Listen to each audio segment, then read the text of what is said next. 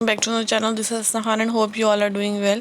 Yes, today I'm going to make the second part of your chapter number 2, that is federalism.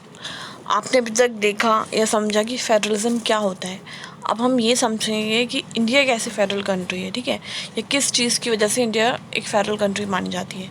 So we have earlier seen how small countries like Belgium and Sri Lanka face so many problems of managing diversity. आपने देखा था last chapter में कैसे Belgium और श्रीलंका, जो कि बहुत छोटी छोटी कंट्रीज़ हैं, बट उनको भी डाइवर्सिटी मेंटेन करने की वजह से कितनी ज़्यादा प्रॉब्लम्स को फेस करना पड़ा, और वो फिर भी मैनेज कैसे कर पाए, कैसे नहीं कर पाए. What about a vast country like India. तो इंडिया तो उन कंट्रीज से बहुत बड़ी है, तो हमारी जैसी कंट्री का क्या होगा जिसमें बहुत ढेर सारी लैंग्वेजेस हैं, रिलीजन्स हैं, रीजन्स हैं. What are the power sharing arrangement in our country. तो हमारी कंट्री के अंदर पावर शेयरिंग अरेंजमेंट्स कैसे हैं. Let us begin with the constitution.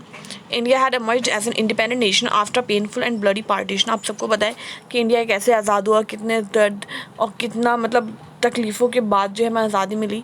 Soon after independence several princely states became a part of the country. तो जब independence मिल गई तो बहुत से जो स्टेट्स थे जो कि पहले आप कह सकते हो कोई ना कोई उसे रूल कर रहा था, बट वो फिर कंट्री का पार्ट बन गए. The constitution declared India as union of state. तो हमारा जो कॉन्स्टिट्यूशन है उसने घोषित करा, डिक्लेयर करा कि इंडिया जो है वो यूनियन ऑफ स्टेट्स, यानी ढेर सारे स्टेट्स हैं हमारी कंट्री में. Although it did not use the word federation. अभी उसने फेडरेशन वर्ड यूज़ नहीं करा था. The Indian union is based on the principle of federalism. But Indian union जो है वो फेडरलिज्म के प्रिंसिपल पे ही बेस करता है, आप समझ सकते हैं. Let us go back to the 7 features of federalism mention above. आपको याद होगा जो हमने अभी लास्ट वाली वीडियो में 7 फीचर्स डिस्कस करे थे फेडरलिज्म के. We can see that all these features apply to the provision of the Indian constitution. तो वो सारे फीचर्स हमें अपने इंडियन कॉन्स्टिट्यूशन में दिखाई देते हैं. The constitution originally provided for a 2 tier system. हाँ, 2 टायर सिस्टम है गवर्नमेंट में, हमारे सेंट्रल भी है, स्टेट भी है. द यूनियन गवर्नमेंट और what we call the central government repressing the union of India and the state of government. वही टॉप पर आपका सेंट्रल फिर स्टेट को रिप्रेस करता है वो. Later a third tier of federalism was added in the form of panchayat and municipality. फिर बाद में इसमें थर्ड टायर भी ऐड कर दिया गया, जिसे लोकल गवर्नमेंट कहते हैं, जिसमें पंचायत और म्यूनिसिपैलिटीज़ आते हैं. As in any federation these different tiers enjoy separate jurisdiction. आप सबको पता है, सबको अपना अपना एरिया होता है. जहाँ भी फेडरेशन होगा वहाँ पे टायर्स के अपने अपने एरिया होंगे जिसमें वो उनको पावर मिलेगी. The constitution clearly provided a 3-fold distribution of legislative power. तो भाई 3-fold डिस्ट्रीब्यूशन या 3 लेवल ऑफ डिस्ट्रीब्यूशन कर दिया गया पावर का between the union government, the state government. Thus it contains 3 list. तो 3 लिस्ट हैं उसके अंदर. देखते हैं कौन सी. सबसे पहले union list. Include subject of national importance. इसके अंदर वो सब्जेक्ट होते हैं जो नेशनल इंपॉर्टेंस के होते हैं, जैसे कि defence, foreign affair, banking, communication and currency. They are included in the list because we need a uniform policy on these matter. ये इस पर हमें यूनिफॉर्म पॉलिसी चाहिए जो ऑल ओवर वर्ल्ड अप्लाई हो through the country. The union government alone can make law relating to the subject mention in the union list. तो union government जो है अकेले ही लॉ बना सकती है इन सारे मैटर्स या सब्जेक्ट्स के ऊपर. State list now. तो स्टेट लिस्ट में क्या होता है, contain subject of state and local importance. इसके अंदर वो सब्जेक्ट होते हैं जो कि स्टेट की इंपॉर्टेंस के, लोकल इंपॉर्टेंस के होते हैं, जैसे कि such as police, trade, commerce, agriculture and irrigation. Okay. Now the state government forest, trade, union, marriage, adoption and succession. ये सारी चीज़ें भी आती हैं इसके अंदर, मैनेज करती है सारी चीज़ों को. ये both the union as well as the state government can make laws on the subject mention in this list. तो इस लिस्ट के अंदर जो सब्जेक्ट मेंशन है उनके ऊपर यूनियन और स्टेट गवर्नमेंट दोनों ही लॉ बना सकते हैं. If there law conflict with each other the law made by the union government will prevail. अगर कोई कॉन्फ्लिक्ट होता है तो यूनियन गवर्नमेंट की बात मानी जाएगी बिकॉज वो टॉप पर है. What about subject that do not fall in any of 3 list. और कुछ सब्जेक्ट ऐसे हैं जो इन दोनों लिस्ट में नहीं होते हैं, तो फिर वो कहाँ जाते हैं. Yes. So these or subject like computer software that came up after the constitution was made. According to our constitution, the union government has the power to legislate on these residuary subject. तो जो residuary subject है उनके ऊपर कौन ध्यान देगा. yes, उनके ऊपर ध्यान देगी union government. उसके पास ही पावर है. We noted above the most federation that are formed by holding together do not give equal power to the constituent units.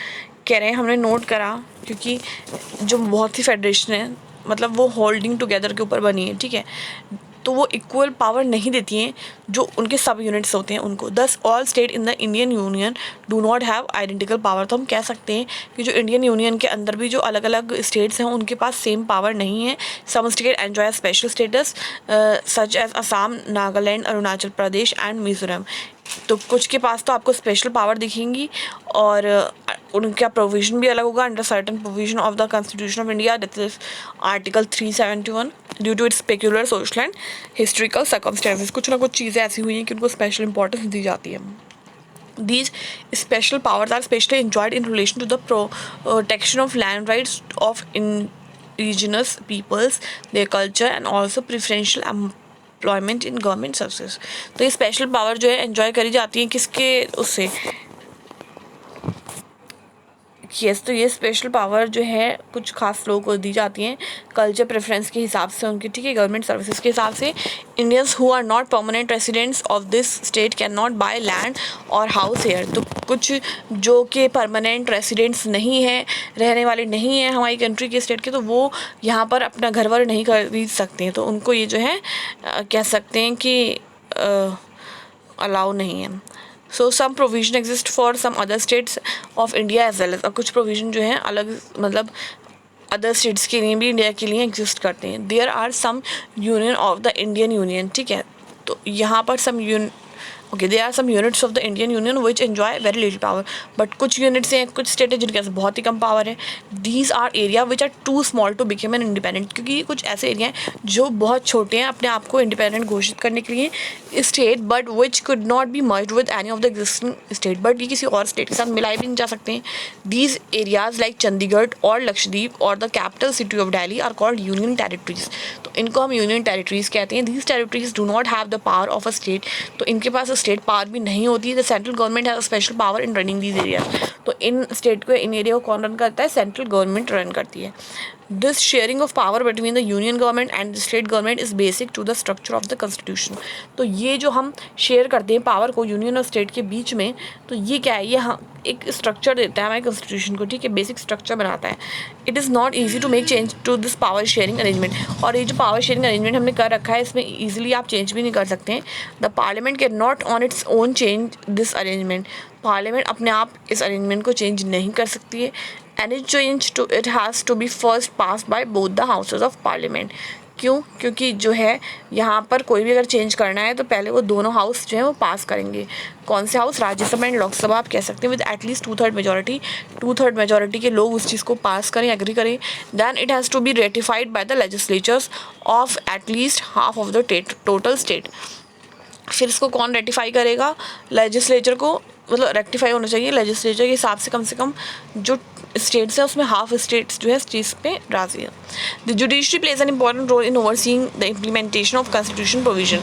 तो जो जुडिशरी सिस्टम है हमारा, वो भी बहुत इंपॉर्टेंट रोल प्ले करता है और वो देखता है कि इम्प्लीमेंट हो रहे हैं ठीक से, जो लॉ बनाए गए हैं, कॉन्स्टिट्यूशन प्रोविजन बनाए गए हैं, तरीके से हो रहे हैं इम्प्लीमेंट या नहीं। In case of any dispute about the division of power, the high court and supreme court make a decision. अगर कोई भी प्रॉब्लम आती है, डिस्प्यूट आती है, तो उसको कौन देखता है? हाई कोर्ट या सुप्रीम कोर्ट देखते हैं। The union and state government have the power to raise resources by levying tax in order to carry on the government and the responsibility assign to each of them. कई बार union and state government जो है बहुत से क्या कहते हैं, अपने पावर बढ़ाने के लिए और अपना रेवेन्यू बढ़ाने के लिए कई बार टैक्सेस लगाती है, जिससे वो जो है आसानी से गवर्नमेंट को रन कर पाए और अपनी रेस्पॉन्सिबिलिटी को जो है वो कंप्लीट कर पाए। तो आज की सेशन के लिए हम इतना ही रखेंगे। तो आपकी समझ में आ गया होगा कि इंडिया कैसे एक फेडरल कंट्री है। और अगर कोई भी क्वेरी है तो you can ask in the comment box. Yes, अगर आपने यहाँ तक वीडियो देख ली, so don't forget to like this video and also if you haven't subscribe yet to this channel, then subscribe to this channel and will meet in the next class. Till then, take care.